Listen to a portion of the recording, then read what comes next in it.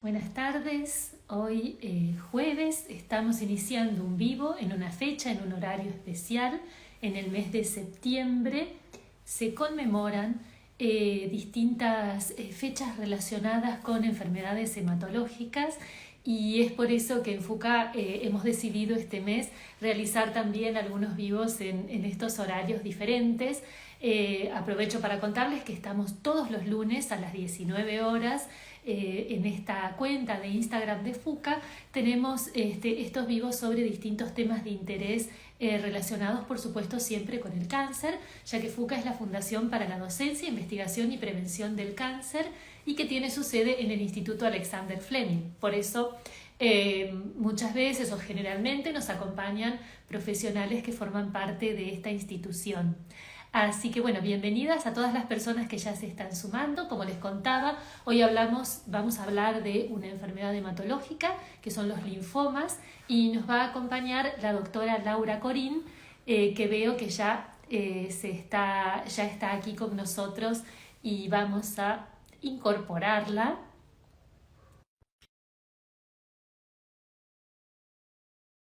Doctora Corín, a ver si ya se puede sumar. ¿Se me escucha bien? A ver si alguien de los que están aquí me puede contar si nos escuchan bien. Mientras tanto, yo les voy contando que estos vivos se guardan en el feed de FUCA, que los pueden ver posteriormente, y también en el canal de YouTube de nuestra fundación. Bueno, ya estamos entonces aquí con la doctora Corín. Buenas tardes, doctora. Bienvenida. Buenas tardes, ¿Cómo estás? muy bien, muy contenta de estar acá y de ver pacientes ahí que se están conectando Ella. y para poder charlar un poquito de linfomas. Ya van apareciendo, sí, sí, ya aquí ya somos 17 y bueno, les cuento a todas las personas que están aquí, quizás hay personas que no te conocen o que mirarán este vivo posteriormente. Les contamos que la doctora Laura Corín es médica hematóloga especializada en oncohematología y que, como yo contaba anteriormente, integra el staff médico, el equipo médico del Instituto Alexander Fleming en el servicio de oncohematología y unidad de trasplante hematopoyético, y que precisamente su tema de interés o la enfermedad que más la ocupa son los linfomas, y por eso la hemos convocado hoy y le agradecemos muchísimo de acompañarnos. Como les contaba, especialmente hoy hablamos de este tema porque el domingo, el día 15 de septiembre, es el Día Mundial de Concientización sobre esta enfermedad. Prácticamente en septiembre tenemos todos los días mundiales o la mayoría de las enfermedades de los tipos de cáncer oncohematológicos. Este, Así que bueno, vayamos a nuestro tema y en primer lugar te quisiera preguntar por qué hablamos de linfomas, por qué hablamos en plural y específicamente cómo se define o cómo se caracteriza este tipo de cáncer. Perfecto, hablamos en plural porque no hay un único tipo de linfomas, hay un montón de tipos de linfomas diferentes. Eh, para empezar, vamos a hablar un poquito de qué se trata el linfoma. El linfoma es una enfermedad maligna, ¿sí? Oncohematológica, o sea, de las células de la sangre, que surge a partir de linfocitos, que son células que nosotros tenemos normalmente y nos protegen frente a infecciones. Y en este caso sufren mutaciones que hacen que proliferen, o sea, que vayan creciendo y que no dependan de ningún estímulo ajeno para poder proliferar. Por ejemplo, cuando nosotros tenemos una angina, esos ganglios se inflaman, los ganglios de la región cervical del cuello, porque están proliferando los linfocitos tratando de combatir esa infección, ¿sí? Cuando se va el cuadro, esos ganglios se vuelven a achicar y no los volvemos a sentir. En este caso, los linfomas, los linfocitos sufren mutaciones que hacen que proliferen y se vayan acumulando, ya sea en los ganglios, que es el lugar donde más comúnmente se van a acumular, o fuera de los ganglios, ¿sí? Y en este caso se manifiestan porque estos ganglios persisten a lo largo del tiempo, no se van, ¿sí? Como cuando uno tiene una infección que se inflama el ganglio y se va. ¿Sí? O sea que ese es uno de los síntomas de alarma. Y después hay un montón de tipos de linfomas, ¿sí? Por eso hablamos de linfomas en plural. La gran principal división es entre los linfomas de tipo Hodgkin y los no Hodgkin. Y dentro de los no Hodgkin, según el linfocito que le dio origen, pueden ser B o T, los linfomas. Y dentro de los linfomas B tenemos los que se comportan de manera más indolente, más tranquila, ¿sí? El prototipo de ese tipo de linfomas es el linfoma folicular, por ejemplo. Los linfomas que se comportan de manera más agresiva, ¿sí? Por ejemplo, el prototipo es el linfoma difuso de células grandes B, que es el más frecuente de todos. Así que por eso hay un montón de subtipos y cada uno se trata de manera específica, ¿sí? Claro. Por eso hablamos así como en general. ¿Y cómo se identifica un subtipo? O sea, bueno, en general, me imagino, primero llegas a un diagnóstico de un linfoma y después tenés que buscar establecer esa clasificación. Perfecto, o sea, lo que primero uno tiene que sospechar el linfoma, eso es lo principal, ¿sí? Entonces, cuando uno sospecha el linfoma, por ejemplo, porque tenemos estos ganglios persistentes, duros, que no se van a lo largo del tiempo, uno toma una biopsia.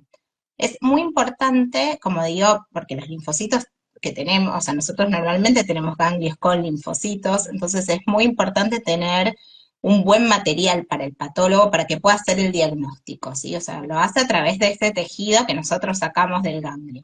Entonces, cuando una vez que el patólogo mira cómo está, o sea, si hay una proliferación anormal, si el ganglio conserva la arquitectura normal o no, qué zona del ganglio es la que está proliferando, puede hacer, y cómo marcan esas células que son anormales, puede hacernos diagnóstico con nombre y apellido del subtipo de linfoma que es. También pueden ayudar otras técnicas, por ejemplo, nosotros en Fleming hacemos citometría de flujo, cuando sacamos cuando sacamos ganglios con sospecha de linfoma, que es como una especie de máquina que nos dice si ve células hematológicas anormales y cómo marcan esas células, y eso lo puede decir dentro de las primeras 24 horas que hicimos la cirugía, con lo cual tenemos un diagnóstico, o sea, presuntivo, porque el diagnóstico de certeza siempre lo da la anatomía patológica, pero muy rápido, que nos permite quizás ya ir empezando a adelantar los estudios o ir empezando a hacer como las prefases de tratamiento para que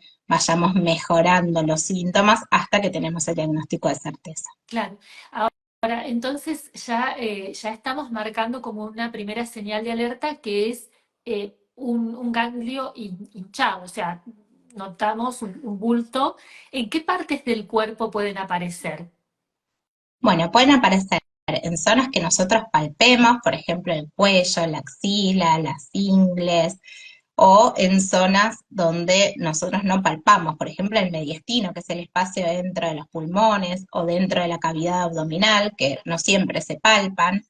Entonces, por eso siempre tenemos que completar la estadificación. La estadificación es saber dónde tenemos linfomas, ¿sí? O Bien, sea, en dónde podemos encontrar la enfermedad con un estudio de imágenes, más allá de lo que nosotros palpemos al examen físico.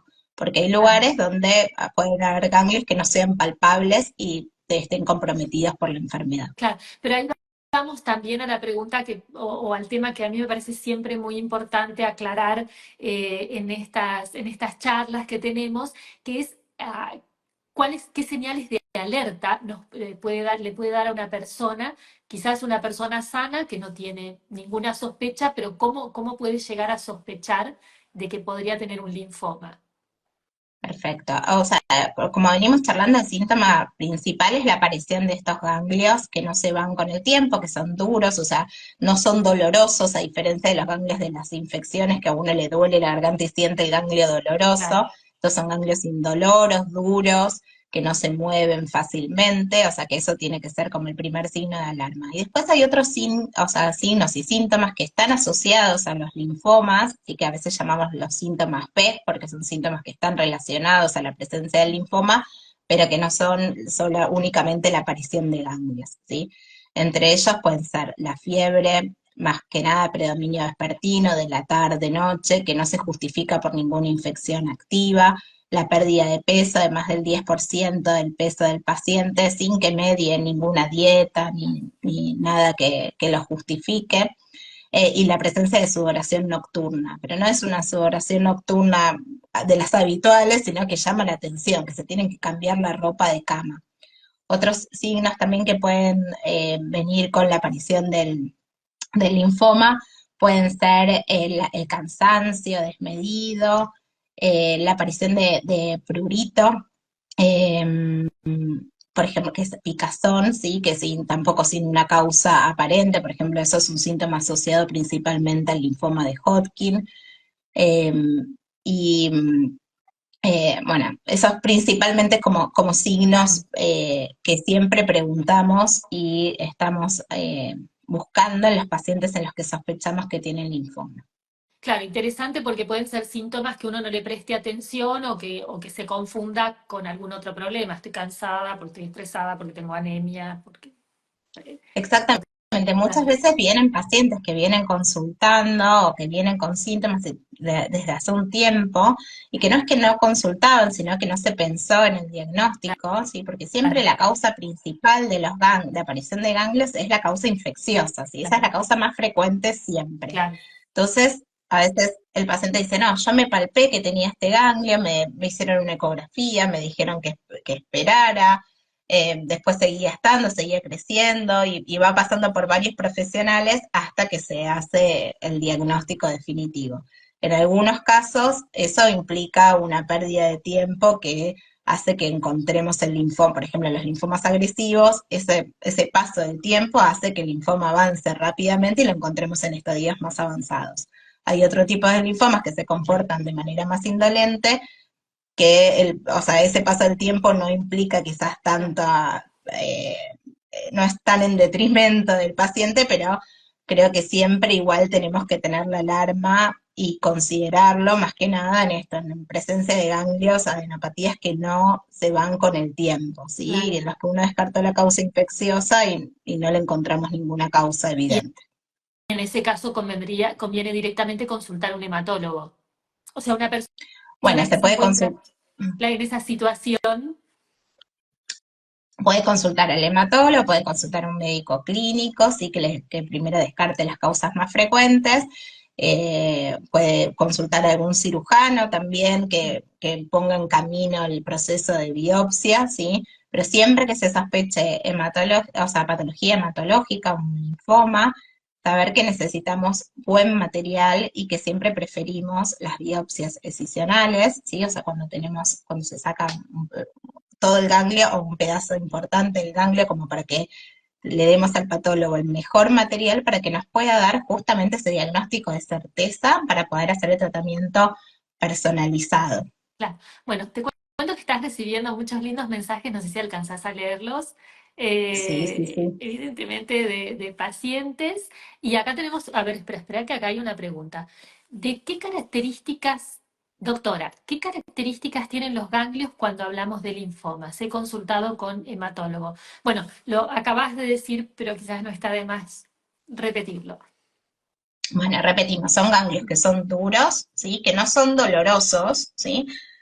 A diferencia de los ganglios de las infecciones que sí duelen, ¿sí? O sea, es como un ganglio, una tumoración dura en zonas que habitualmente, o sea, los que el paciente consulta es porque se los palpa, que puede ser en el cuello, en la región supraclavicular, arriba de la clavícula, en las axilas, en las ingles, que no son muy fácilmente móviles, ¿sí? Son más bien Claro, duros, fijos, eh, y que no duelen. ¿Sí? claro. Llama la atención porque a veces los pacientes relatan, o sea, pueden decir exactamente el momento en el que se lo empezaron a palpar y que no lo tenían previamente, ¿sí? Claro, claro. ¿Y qué diferencia hay esto hablando de los tipos de linfomas entre el Hodgkin y no Hodgkin? ¿Es como una primera clasificación o no? Exactamente, es una primera clasificación, son subtipos diferentes. El linfoma de Hodgkin tiene como dos picos de incidencia. Primero, o sea, más frecuente en el adulto joven, ¿sí? Alrededor de los 20 años, ese es el primer pico de incidencia, y después tenemos un segundo pico alrededor de los 60 años en el adulto más mayor. Eh, Claro, es un linfoma que es altamente curable, decimos que curamos a más del 80% de los pacientes que cursan con este tipo de linfomas y en general lo hacemos en el primer intento de tratamiento, ¿sí? Con lo que llamamos la primera línea de tratamiento, claro, ¿sí? O sea que es un linfoma de muy buen pronóstico y para el cual también en los pacientes que no responden bien a la primera línea tenemos varias alternativas de tratamiento subsiguientes. claro, Y después los linfomas no Hodgkin son otro tipo claro. de linfomas, dentro de los cuales tenemos un montón de subtipos. Ah, perfecto, perfecto. Bueno, con esto también ya fuimos un poquito avanzando más a la situación de los pacientes.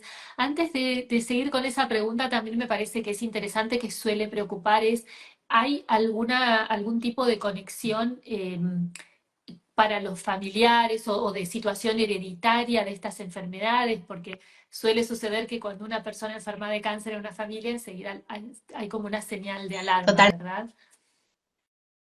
Totalmente. Este tipo de linfomas vieron que charlamos sobre las mutaciones que sufren los linfocitos, son mutaciones que son adquiridas, no son hereditarias, ¿sí? O sea que no es que hay que estudiar a la descendencia para buscar, para descartar que tengan este tipo de enfermedades, a diferencia quizás vemos más, lo que vemos más en cánceres de órgano sólido, ¿sí? En este tipo, en los linfomas se dan mutaciones que son adquiridas, y en general siempre somos como muy hacemos mucho hincapié en que el paciente no hizo nada mal, no conocemos en la gran mayoría de los casos los factores de riesgo que predisponen a que los pacientes Claro. tengan linfoma.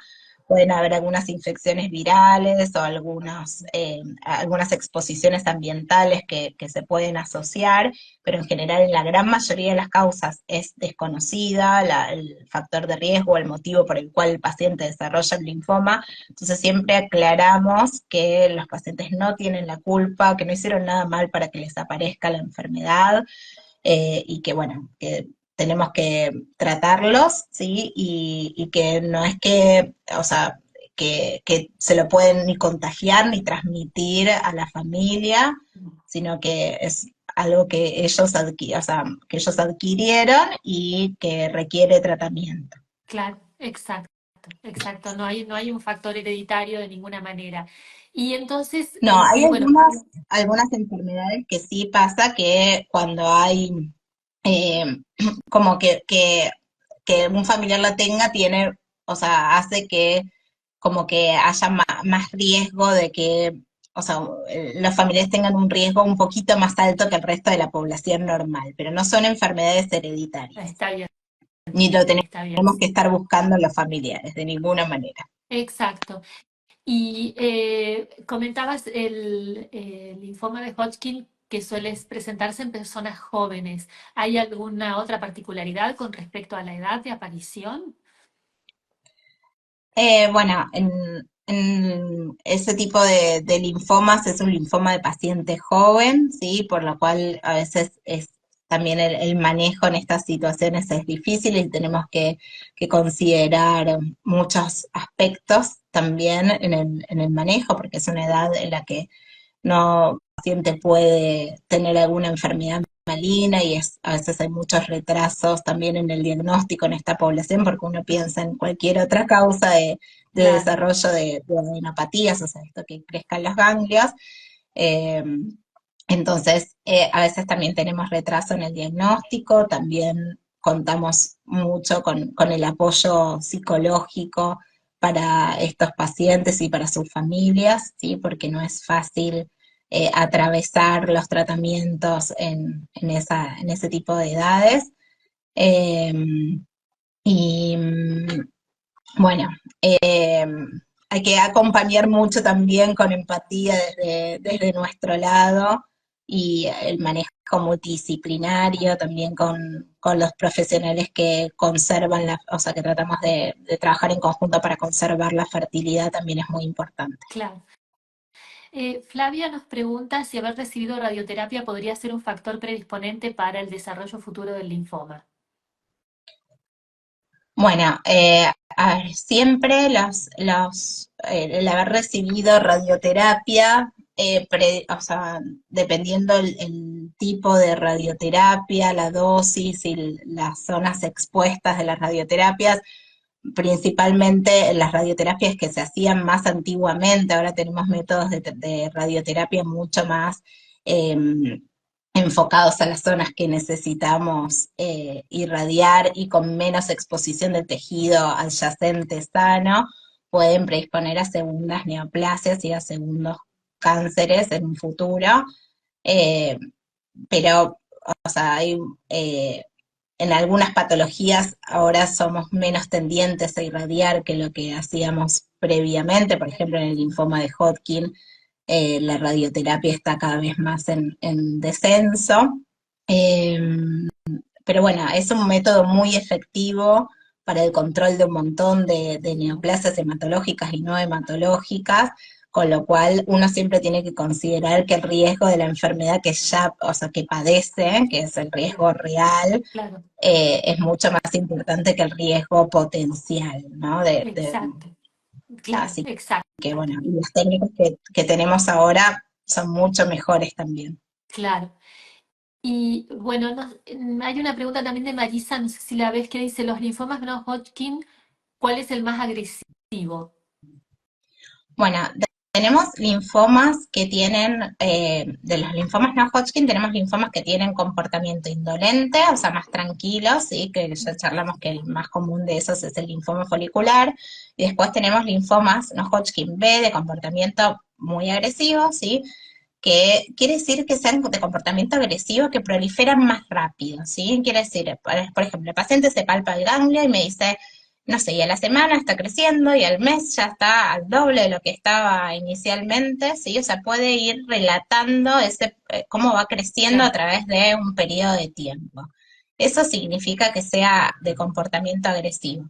En general, los linfomas de comportamiento agresivo son muy sensibles también a la quimioterapia, que eso es algo bueno, ¿sí? A los tratamientos con inmunoquimioterapia que nosotros hacemos, y en muchos de los casos, ¿sí? Digamos como en la gran mayoría de los casos, el linfoma se va, ¿sí? Quiere decir que se remite, ¿sí? Hablamos de remisión, que quiere decir que el linfoma se va, pero es como sacarle una foto en el momento. En este momento no lo estoy viendo. Después hablamos de curación cuando el linfoma se fue, remitió y no volvió a través del tiempo. claro, Entonces, a priori no sabemos si el paciente va a estar curado o no, por eso siempre hablamos de remisión y cuando pasan los años y la enfermedad no vuelve, ahí sí hablamos de curación. Dentro de los linfomas agresivos, el más común, el más frecuente de todos es el linfoma difuso de células grandes B, pero no necesariamente es el más agresivo. El prototipo del linfoma más agresivo de todos, es el que se duplica más rápido, es el linfoma de Burkitt. Pero el más frecuente es el difuso de células grandes B. ah, ahí está, ahí está.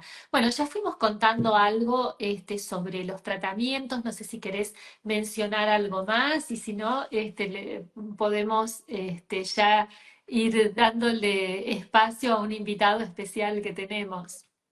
¿O querés Bueno, antes introducir algún tema sobre el tratamiento? sí, a ver, o sea, los tratamientos, no siempre que encontramos el linfoma lo vamos a tratar. Esto es algo que nos cuesta mucho en la consulta. Los linfomas indolentes, ¿sí? No siempre que uno los encuentra los trata, sino que los tratamos cuando dan síntomas, cuando hay mucho volumen de enfermedad, cuando por tener linfoma, por ejemplo, el vaso se agranda mucho, aparece líquido en los pulmones, en el abdomen, o sea, hay criterios bajo los cuales decidimos tratar a los pacientes que tienen este tipo de linfomas de comportamiento indolente. Y eso es porque está visto que los pacientes que tienen este tipo de linfomas indolentes no viven más tiempo porque los tratemos de forma más precoz. Y los tratamientos, obviamente, no están exentos de toxicidades. Entonces, tratamos cuando sabemos que el tratamiento le va a otorgar un beneficio clínico al paciente. Y este tipo de linfomas indolentes, siempre, o sea, decimos que son de los que no son fáciles de curar porque siempre tienden a volver con el tiempo. Entonces es importante que sepamos administrar los tratamientos cuando sean necesarios para que tengamos tratamientos disponibles a lo largo del tiempo y el paciente no tenga toxicidades acumulativas de estar dándole un tratamiento tras otro. Claro. Eh, Y ahí me Después, los linfomas imagino, agresivos, ¿cómo? perdón, y ahí me imagino que es muy importante el cumplimiento del paciente en cuanto a los controles. Totalmente. Ahí es muy importante el cumplimiento de, o sea, pautar bien los controles, cómo vamos a hacer los controles, que el paciente entienda que la vigilancia activa es parte del tratamiento, ¿sí? O sea, estar revisando, haciendo laboratorios, chequeando cómo está su estado general. No es que no lo vamos a tratar nunca, es no necesitamos tratarte ahora, ¿sí? Claro, Y muchas veces esa conversación nos cuesta un montón porque pacientes que escuchan que tienen linfoma dicen, yo quiero que me trates, sacámelo, ¿no? O sea, como claro, que no es eh, como habitual que reciban el diagnóstico y el médico les diga, bueno, pero esto no lo tenemos que tratar ahora, ¿sí? Pero bueno, con los linfomas indolentes sí pasa eso, que un gran porcentaje de los pacientes quizás no se tienen que tratar al momento en el que la estamos diagnosticando. En cambio, los linfomas agresivos, como decíamos, que se duplican muy rápido, ahí sí, ni bien los encontramos, cuanto más precoz podamos, los tenemos que tratar. claro. Y además de tratamiento, no tratamiento, recomendaciones por ahí que sean interesantes que compartir con las personas que que escuchan este vivo en cuanto a Bueno, sus estilos de vida. totalmente. Siempre es importante tener la vacunación completa, ¿sí? Antes de empezar los tratamientos. Muchos de los tratamientos que damos nosotros impiden una respuesta inmune después cuando va a haber previamente. Y es importante también en estas situaciones donde vamos a observar, ¿sí? Que los pacientes tengan la vacunación al día. Eh, la vacuna para COVID, las vacunas de influenza, ¿sí? O sea, todas las situaciones que podamos, en las que podamos vacunar al paciente previamente antes de empezar el tratamiento para que llegue con buenos anticuerpos y protegida frente a estas situaciones de más riesgo de infección. Claro,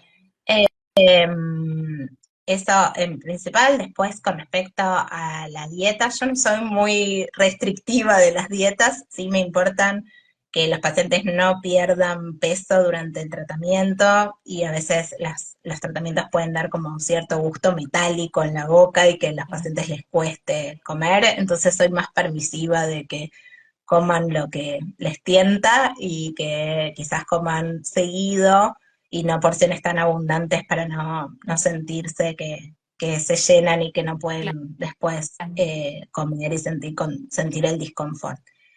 Eh, y hábitos de vida, siempre remarcamos los hábitos de vida saludables, ¿sí? Porque es como lo va a ayudar a lo largo de toda la vida más allá del linfoma. Claro. Puede hacer una actividad física adecuada al momento, nosotros decimos la caminata, salir a caminar, no fumar. Exactamente, Bueno, exactamente. bueno, antes también de que pasemos a otro tema, a ver que acá vi que había preguntas. Mi hija terminó el tratamiento en febrero y ahora aparecieron dos ganglios muy chiquitos que no se pueden biopsiar. ¿Cómo se sigue el tratamiento? Bueno, quizás es una Bueno, pregunta muy personal, digamos. sí, muchas veces podemos ver, voy a contestar medio en general, sí, o Claro, sea, que a veces cuando terminan los tratamientos o cuando hacemos tomografías de control aparecen imágenes, sí, ya sea de ganglios o imágenes de ganglios residuales después de los tratamientos, en las que a veces si es de fácil acceso, uno va a biopsiar para chequear que la enfermedad no haya vuelta, pero a veces son de difícil acceso o los ganglios son muy chiquititos y no van a ser fácil de encontrarlos al momento de la biopsia, entonces lo que uno hace, si tiene dudas, es repetir la imagen en el tiempo, ¿sí? Si hay enfermedad activa, esos ganglios van a crecer y los vamos a ver y vamos a tener que proceder a la biopsia. A veces cuando queda cierta incertidumbre post tratamiento o cuando aparecen así ganglios chiquititos que no son accesibles, el tiempo un poco nos ayuda a terminar de comprender qué es lo que está pasando. claro. Y bueno, y una pregunta más. Flavia dice si un Hodgkin podría remitir espontáneamente después de años. Bueno, es una pregunta difícil. Habitualmente a veces o sea, vemos ganglios en algunos subtipos de linfomas que se pueden agrandar y achicar espontáneamente sin que medie ningún tratamiento. Sí, eso lo vemos mucho en los linfomas indolentes. Eh, en general, remisión espontánea es muy raro. O sea, para que el linfoma se vaya del todo, tiene que haber mediado algún tipo de tratamiento. Bueno, bueno, creo que ya es el momento de invitar. Ahora voy a ver si lo puedo aceptar porque ya se había sumado. Está Carlos, que es un paciente de la doctora Corín, y que bueno, le agradecemos mucho, nos da mucho gusto que pueda acompañarnos un poco para contarnos su experiencia y compartir su experiencia. Yo aprovecho mientras tanto, mientras vemos si se va sumando Carlos, para contarles a todos que este es el canal. Hola Carlos, bienvenido. Hola, gracias, María, gracias, doctora, ¿cómo están? ¿Cómo estás, Carlos? Estoy muy contenta de que nos puedas acompañar y dar también la perspectiva desde el lado del paciente, ¿no? Que es muy importante. Bueno, Y gracias por la antes de, invitación. Antes de que empiece Carlos, entonces un momentito sobre FUCA para contarles a todos que FUCA, como les decía al principio del vivo, es la Fundación para la Docencia, Investigación y Prevención del Cáncer, que está en el Instituto Fleming. Nosotros, entre otras actividades, capacitación médica que se desarrolla en el instituto, otorgamos becas a los médicos que se están especializando, entre ellos a médicos del equipo también de oncohematología, y que ahora en el mes de octubre, 22 de octubre, realizamos una cena muy linda, muy especial, que va a ser en el Hotel Alvear de la ciudad de Buenos Aires. Así que bueno, están todos invitados a informarse y si es posible acompañarnos en este evento que es muy importante para ayudar a sostener todos los programas de FUCA. Bueno, cierro paréntesis, pasé el chivo, a ver si puedo copiar aquí la dirección web, a ver si aparece. No, no aparece. Bueno, no importa. Ahora sí, Laura, doctora Corín, querías un poco conversar con Carlos sobre su experiencia en el tratamiento del linfoma. Bueno, les cuento un poco a los que están conectados. Carlos es un paciente que cuando diagnosticamos el linfoma le ofrecimos la posibilidad de participar de un ensayo clínico, o sea, cuando uno plantea las opciones de tratamiento, dentro de las opciones para el linfoma que tenía Carlos, teníamos un ensayo clínico activo, ¿sí? Y bueno, y un poco quería preguntarle un poco a Carlos sobre su experiencia, primero qué sintió, cómo fue el diagnóstico, o sea, qué sensaciones tuviste con el diagnóstico del linfoma. Bueno, primero, miedo, no sabía lo que tenía, esto apareció en octubre como un pequeño huevo, una protuberancia en el omóplato, en el dorsal izquierdo. Bueno, biopsia y qué sé yo, y por suerte caímos, y digo caímos porque caímos con mi familia, con Graciela, con mi esposa, con la doctora Colín, que nos explicó todo el tema del ensayo clínico y qué sé yo, y bueno, leímos la cantidad de hojas que tenía el ensayo y dijimos, bueno, veamos si podemos entrar, porque había una serie de análisis para hacerse y de estudios y qué sé yo, y ahí nos metimos. Perfecto. ¿Y Y bueno, consultaste, le consultaste a ¿cómo? alguien? O sea, no sé si sabe que nosotros charlamos mucho en la consulta sobre de qué se trataba participar de un ensayo clínico. ¿Pudiste charlarlo con alguien ajeno? ¿A quién le pediste consejo? Bueno, hola, veo que se van sumando todos los que estaban, mil disculpas, pero cuestiones de la tecnología que nos deja acá. Estoy aceptando a la doctora Corín. Acá estamos de nuevo, sí. ¿Qué pasó? Sé que se me quedó todo congelado y Sí, acá, sí, sí. acá lo invito de nuevo a Carlos, a ver si se puede sumar y recuperamos el vivo. Bueno, ya veo que son unas cuantas personas que se van sumando. Carlos, si das vuelta a la cámara, Sí, ahí estoy. ahí está. Bueno, bueno, aquí estamos de nuevo. Disculpas todos, pero bueno, No, cosas de la tecnología que nos jugó una mala pasada. no hay problema. Esperemos, me No, preguntan si queda grabado, esperemos que sí. Tuve que separar el video, esperemos poder subir después el Infomas parte uno y el Infomas parte 2. Esperemos que se pueda. No, no, vuelvo o contesto. No, no, no consultamos con nadie. Directamente lo hablamos con Graciela y nos fuimos con todo al Fleming. Y bueno, y ahí empezamos con, con todos los temores del caso, ¿no? Ojo,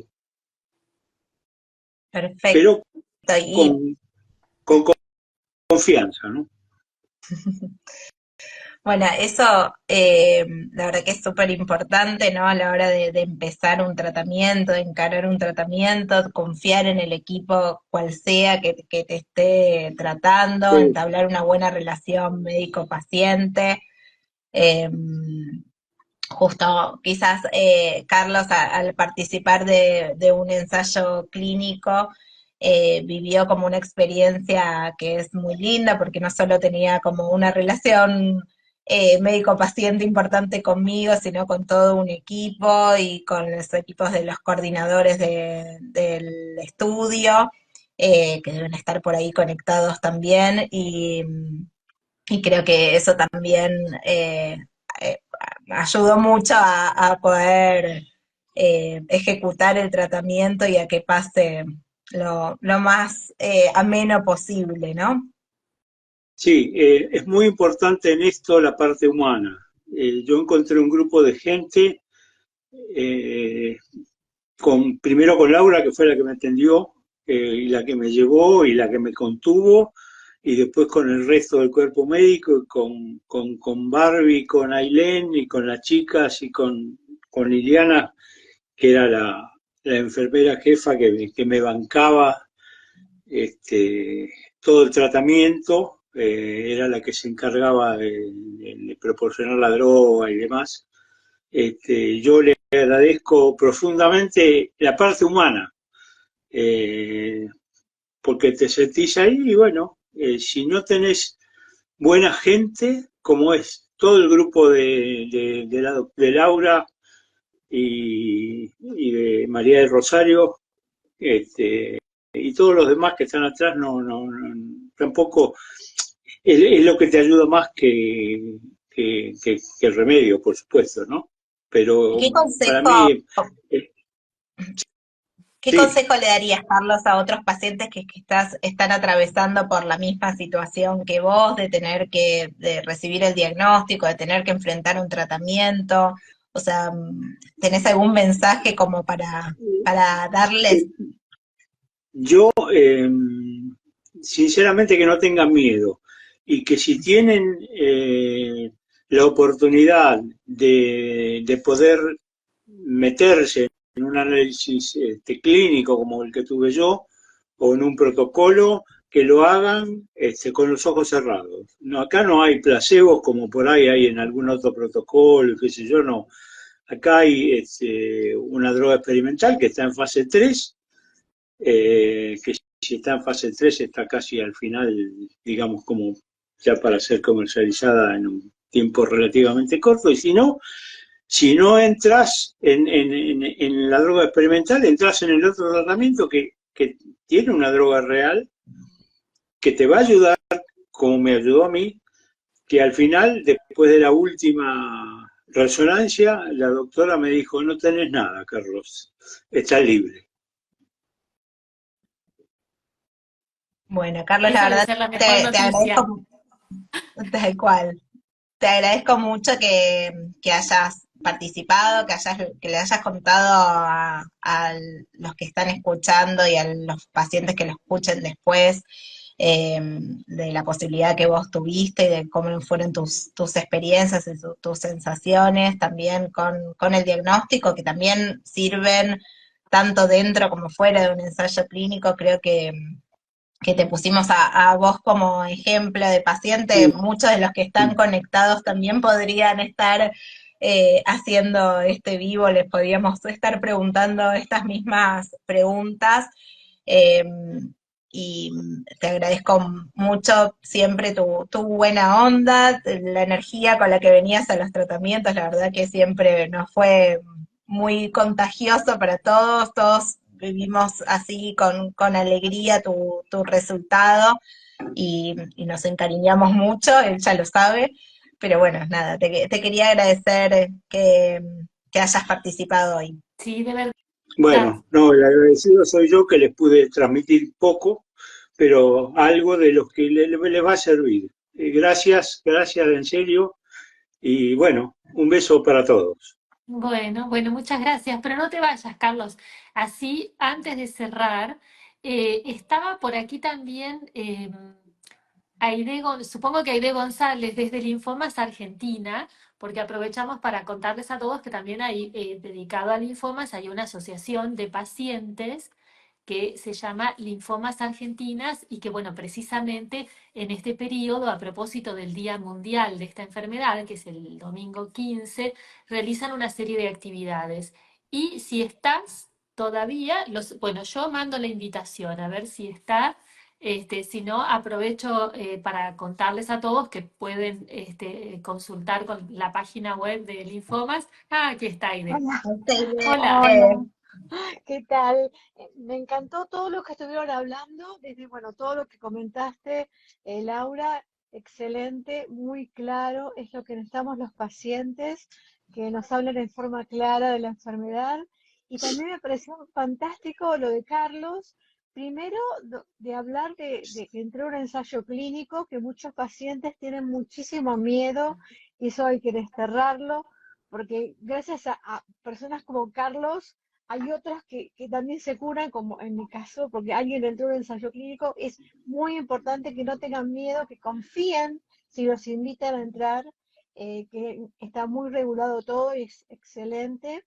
Y también, lo que decía Carlos, la importancia de compartir lo que nos pasa, nuestras emociones con otros, no sobrellevar la enfermedad en forma solitaria, es muy importante. Y sobre todo la campaña de este año del Lymphoma Coalition está basado en eso, que el paciente comprenda, sienta, acepte sus emociones, las comparta. Si necesita ayuda con un psicólogo, que vaya, o con un psicooncólogo, que concurra a los grupos de pacientes de apoyo, que es muy importante no esconder las emociones, porque cuando uno recibe ese diagnóstico, por supuesto, entramos en un estado de shock, es normal que uno se sienta mal, es normal eso, y también es normal que las personas del entorno no sepan qué hacer con uno, cómo reaccionar. Entonces es bueno acercarse a los grupos de apoyo como hay en el instituto, para poder transitar mejor por el tratamiento, y creo que el paciente informado y contenido, eh, creo que tiene mejor pronóstico también, aparte, por supuesto, de la medicación, ¿no? Seguro, Así que seguro. muchísimas gracias. Genial. Me encantó todo lo que estuvieron Ay, hablando. bueno, muchísimas gracias, Aide. No sé si querés contar algo de lo que va a pasar, en Linfomas Ah, Argentinas a propósito del Día Mundial. sí, el Día Mundial es el 15 de septiembre y bueno, hay una campaña a nivel nacional con voluntarios nuestros que en cada lugar, en cada municipio, por ejemplo en Rafaela hay una movida muy importante, este, Gabriela, en Sí. San Luis, que también hay varios pacientes del grupo que están viendo el vivo, en San Luis también, en Mendoza. ¿Para qué? Para concientizar a ese grupo de pacientes que de golpe tienen esos síntomas B, sobre todo el ganglio aumentado de tamaño con la sudoración nocturna, que por ahí pasan, o sea, lo sabemos por las estadísticas, que pasan más de 6 meses con esos síntomas sin concurrir al médico. Entonces, ante a uno de esos síntomas, bueno, consulten, porque podría ser un linfoma. Siempre es el motivo de nuestra campaña, concientizar, no asustar, pero que la gente conozca, porque sabes que haciendo así estadísticas a nivel mundial, el 75% de las personas no sabe que es un linfoma. Así que si no sabe que es un linfoma, menos va a saber a qué síntomas habría que tenerle respeto. Claro. Aunque, como dijo la doctora, no todos tenemos o tuvimos esos síntomas. Yo no los tuve, por ejemplo, ¿no? Pero los que de golpe los tienen, bueno, que consulten porque podría ser un linfoma. Espectacular. Bueno, bueno, muchísimas gracias. Bueno, no sé si quieren, por orden, quizás empezando por la doctora y terminando por Carlos, si quieren dar un mensaje de cierre, un saludo para ya ir terminando esta charla. Bueno, yo coincido mucho con lo que dijo Aide, vemos mucho retraso en el diagnóstico, no necesariamente porque los pacientes no consulten, muchas veces consultan y no, como no se toman las medidas adecuadas, o hay mucha demora en el momento del diagnóstico, así que es importante que pacientes y médicos estemos muy conscientes de la aparición de estos síntomas como para poder tomar las medidas a tiempo, hacer el diagnóstico y el tratamiento cuando se requiere en forma adecuada. Estamos yendo hacia una medicina muy personalizada, donde cada vez tenemos más información sobre el pronóstico, variables dentro de la anatomía patológica, estudios moleculares, genéticos que nos pueden dar como información para que en un futuro tengamos la posibilidad de hacer tratamientos más individualizados.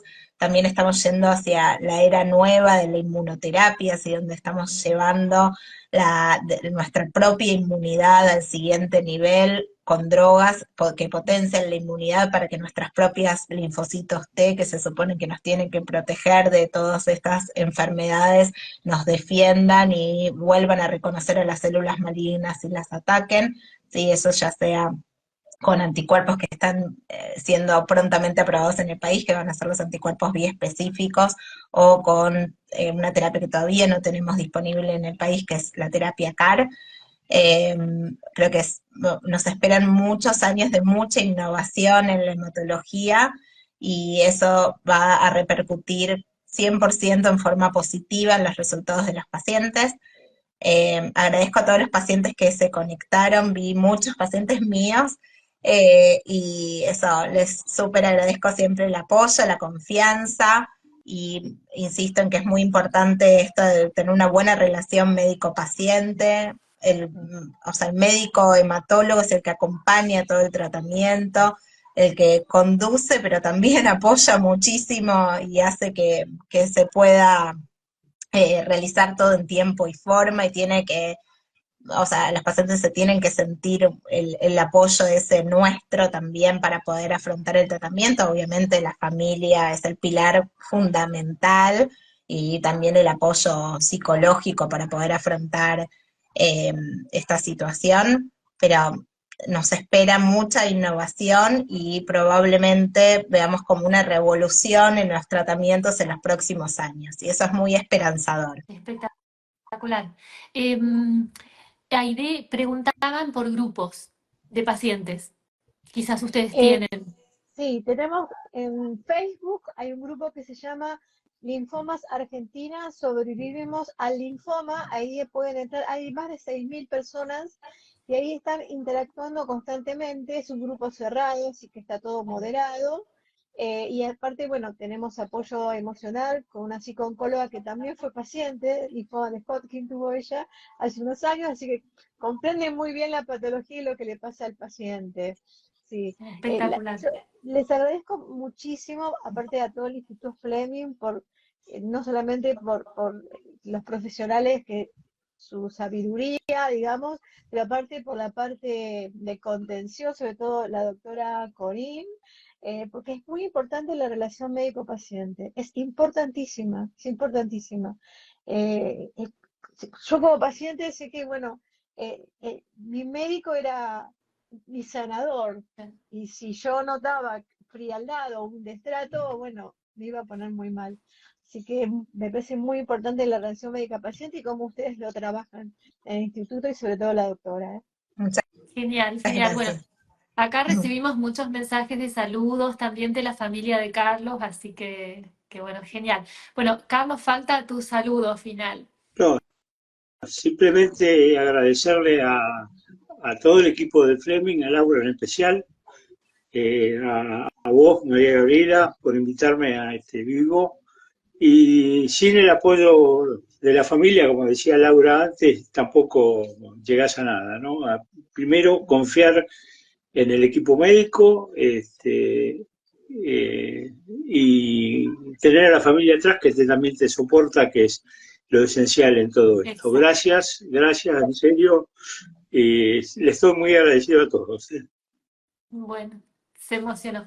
Bueno, muchísimas gracias a todos por estar en este vivo, por acompañarnos. Síganos a FUCA en las redes sociales, acompáñennos siempre y gracias a todos los que estuvieron hoy y buenas noches. Hasta la próxima. El Gracias. lunes tenemos sobre leucemia con la doctora Custidiano. Así que bueno, hasta el lunes a las 19 horas. Bueno, gracias, Gabriela, gracias, doctora. Gracias.